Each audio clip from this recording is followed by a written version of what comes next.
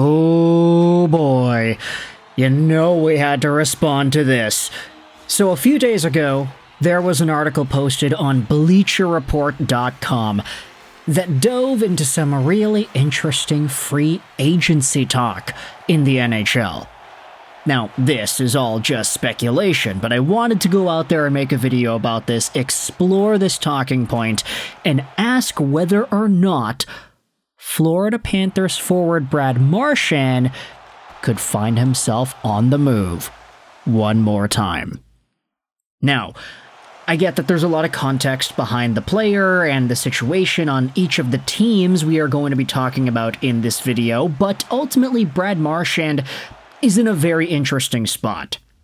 He had recently made his debut with the Florida Panthers, recovering from injury. It took him almost an entire month, but he is now in the Florida Panthers lineup, and 2 days ago, he had scored an assist on the Sam Bennett goal, so he's at 1 point in one game played with the Florida Panthers right now.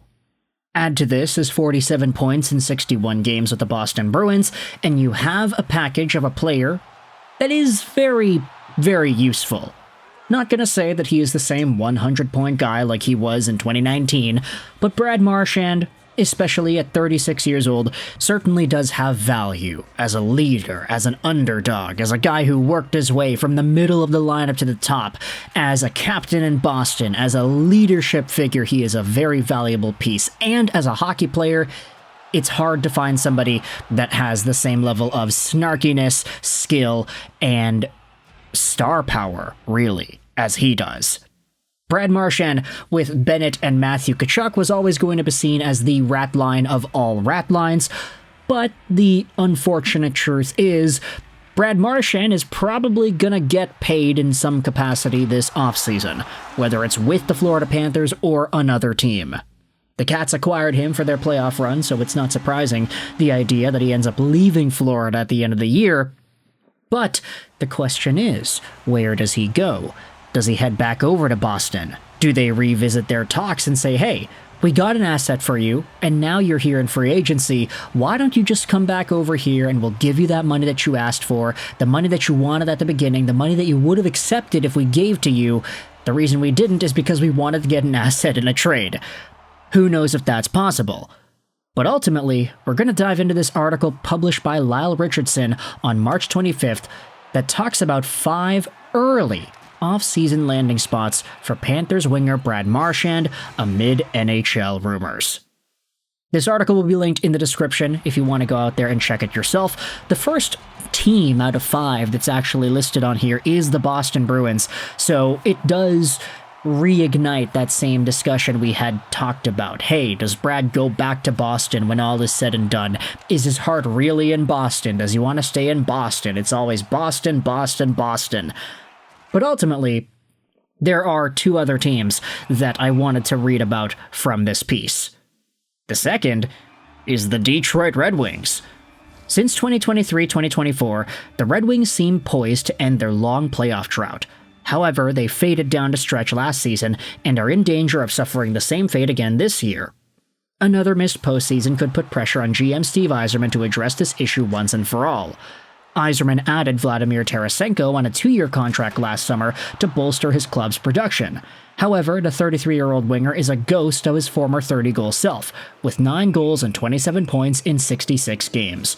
They could buy out the final season of his contract in July. Buying out Tarasenko would add $3.2 million to the Red Wings' projected $21.4 million cap space for next season. That would make it possible to add an experienced, respected leader like Marchand with playoff experience and plenty of snarl, especially if Patrick Kane heads to the market on July 1st. Given Marchand's age and after watching Tarasenko flame out, Yzerman will be reluctant to offer more than a 1-year deal.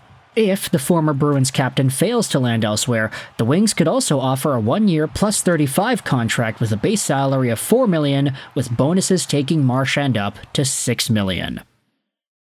Now that is an interesting idea.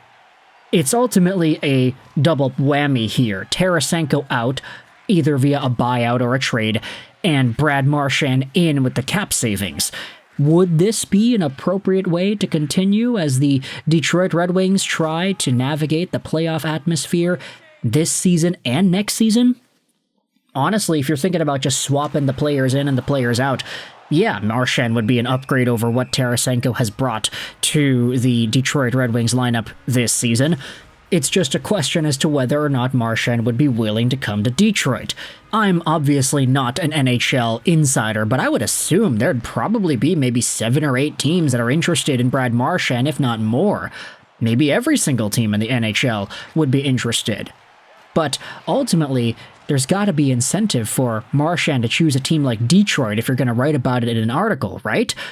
I think that Marchand, with his snarl and just the capability that he's got, the playmaking, the very not-so-subtle skill that he's got, and all of the extra intangibles that he brings, that would be super great in a Red Wings locker room with some of these guys that maybe need more of that guidance towards making the Stanley Cup playoffs. I'm not saying that Marchand's going to fix the team, but he could be a really good addition to what they're trying to build in Detroit. This is one of the 2 ideas that I wanted to dive into, but the second is listed as the 5th overall team that Lyle Richardson writes about in this Bleacher Report article. Number 5 of 5, it is the Ottawa Senators. As of March 23rd, the Sens are jockeying for one of the wildcard berths in the Eastern Conference. While they are close to ending their 8-year playoff drought, management could have an eye on the offseason for potential roster adjustments. Versatile forward Claude Giroux is 37 and could depart as a UFA on July 1st. Winger David Perron, 36, missed 27 games with a back injury. He appears to be fading, managing 12 points in 31 games with a year left in his contract. The Sens have $18.8 million in cap space for next season. GM Steve Staios could seek an affordable short-term veteran winger to replace Giroux or Perron in the second line. Marchand could be an option on a 1- or 2-year deal. He could provide a next-level brand of Stanley Cup experience, leadership, and grit that could help the younger Senator stars learn what it takes to take their game to the next level. And that is a very nice idea, too. We have seen the Sens place a subtle emphasis on tough guys. You know, Brady Tkachuk. Imagine Marchand playing with one Tkachuk and then yeeting off to Ottawa to play with the other one. I mean, would that not seem so natural for the NHL's biggest rat? Not to mention some of the other guys that are there too. David Perron has had his snarl. I feel like a bunch of Sens are always getting into it with Montreal guys and Detroit guys. Ridley Gregg always digging under people's skin as well. Imagine Ridley Gregg taking lessons from Brad Marchand on how to be the ultimate pest of the league.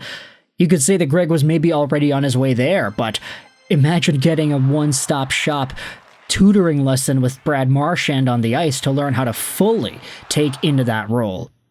This idea sounds terrifying for the rest of that Atlantic division, and honestly, I think with the way the Sens are a little bit more... do I want to say it? The Sens are having a better time than the Red Wings. They're a better team. They're a better, further along rebuilding team. I don't know if that's really accurate to say at this point, but they are further up in the standings doing some better things than Detroit in the NHL this year in terms of the playoff race. So if you wanted to say that Marchand could be in a spot to help out a team that's trying to find their way and to build that new path for them, Ottawa has more of a chance to give better returns immediately than Detroit, right? I mean, the Sens are a playoff team. I say that loosely, but they're in it. They still got 10 games left, but they're comfortably in a spot right now. Detroit's not going to get there this season.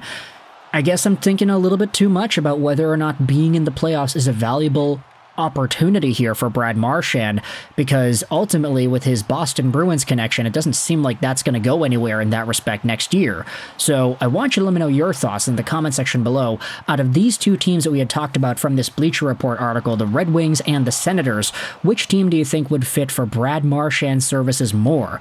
Which team do you think needs him more? And which one do you think he himself would be more akin to going to if you had to put yourself in his shoes?